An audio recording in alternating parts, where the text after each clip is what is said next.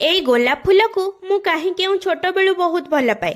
ଏବେ ସିନା ସହର ହଉ କି ଗାଁ ସବୁ ଗଳିକନ୍ଦିରେ ମିଳିଯାଉଛି ଏ ଗୋଲାପ ଫୁଲ, ହେଲେ ମୋ ଛୋଟବେଳେ ମୁଁ ଏହାକୁ କୋଉଠି ସହଜରେ ପାଏନି।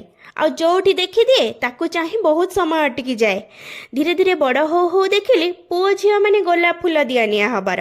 ଏତେ କିଛି ବୁଝିପାରେନି, ଭାବେ ମତେ କିଏ ଗୋଟେ ଗୋଲାପ ଫୁଲ ଦିଅନ୍ତାନି।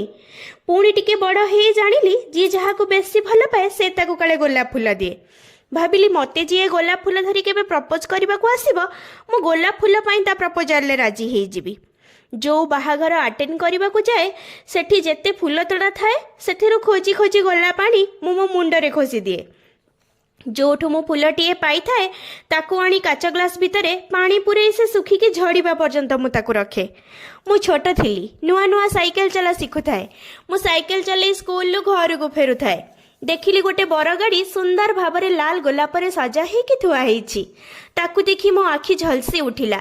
ବିଚଳିତ ହେଇଗଲି। ସାଇକେଲରୁ ନ ଓହ୍ଲେଇବି ଗୋଟେ ହାତ ସାଇକେଲ ହ୍ୟାଣ୍ଡେଲରେ ଓ ଆଉ ଗୋଟିଏ ହାତରେ ମୁଁ ସେଇ ବରଗାଡ଼ିରୁ ଲାଲ ଗୋଲାପକୁ ଛିଡ଼େଇ ଆଣିଲି।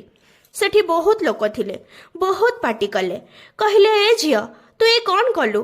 ଗାଡ଼ିଟାକୁ ଖରାପ କରିଦେଲୁ। ମାଗିଥିଲେ ଆମେ ଦେଇ ଦେଇଥାନ୍ତୁ।